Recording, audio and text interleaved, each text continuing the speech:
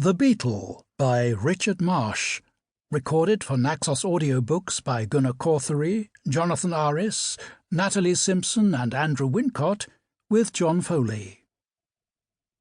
Book 1. The House with the Open Window. The surprising narration of Robert Holt. Chapter 1. Outside. No room! Full up! He banged the door in my face. That was the final blow.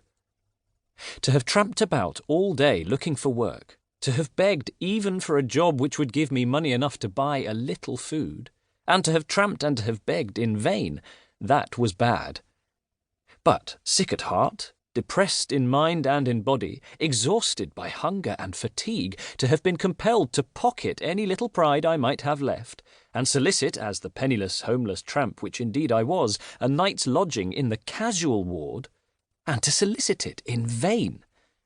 That was worse. Much worse. About as bad could be. I stared stupidly at the door which had just been banged in my face.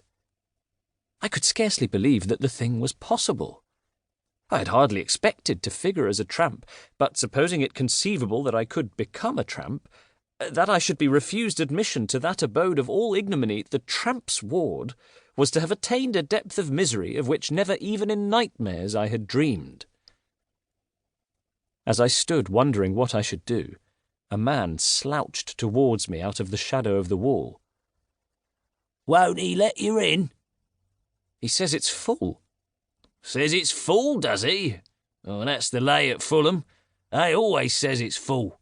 They wants to keep the number down." I looked at the man askance. His head hung forward, his hands were in his trouser pockets, his clothes were rags, his tone was husky.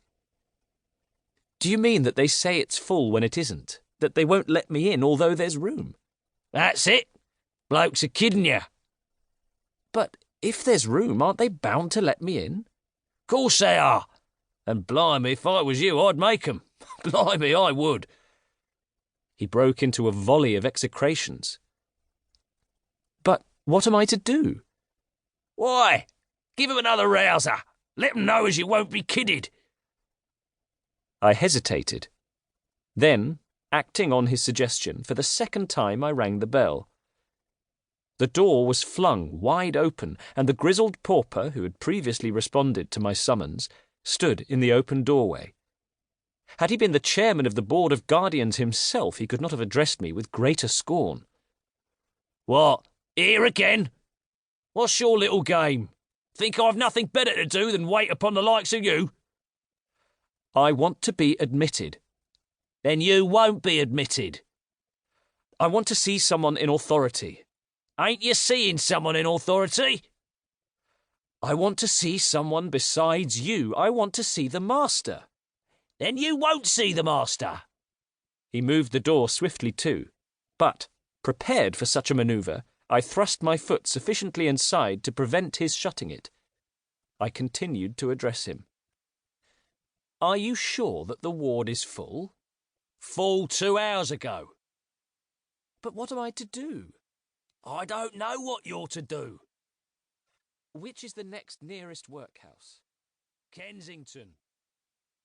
Suddenly opening the door as he answered me,